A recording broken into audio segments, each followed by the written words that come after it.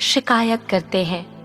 फिर भी वे अपने दिमाग में इन प्रश्नों को पीछे धकेल देते हैं कि यह जांचना और समझना बहुत अनिवार्य है।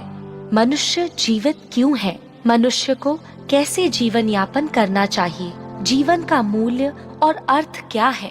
अपने संपूर्ण जीवन में वे तब तक सिर्फ प्रसिद्धि और सौभाग्य को तलाशते हुए दौड़ भाग करते हैं जब तक कि उनकी युवावस्था खत्म नहीं हो जाती है, बाल सफेद नहीं हो जाते हैं और त्वचा में झुर्रियां नहीं पड़ जाती।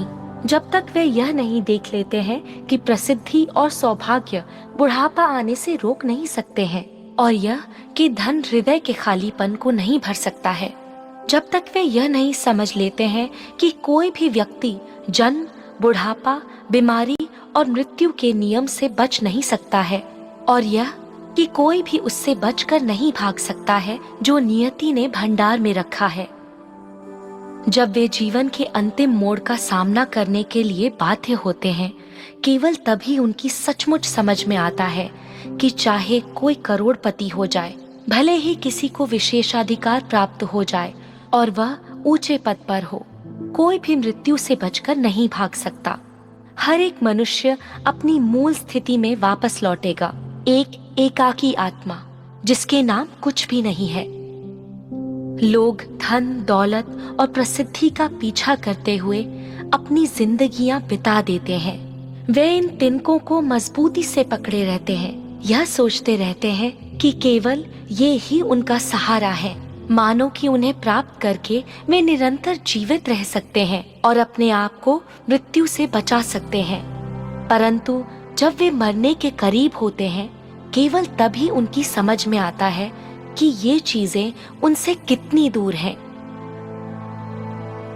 मृत्यु के सामने वे कितने कमजोर हैं, वे कितनी आसानी से चकनाचूर हो जाते हैं।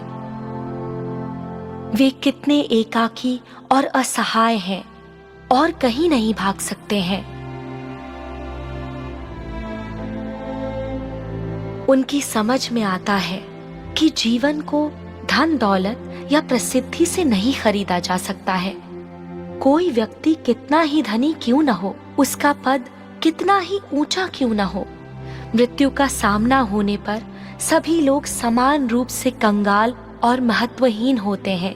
उनकी समझ में आता है कि धन दौलत से जीवन को नहीं खरीदा जा सकता है, प्रसिद्धि मृत्यु को नहीं मिटा सकती है।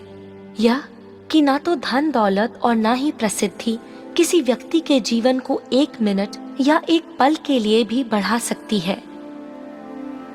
परमेश्वर के वचन कितने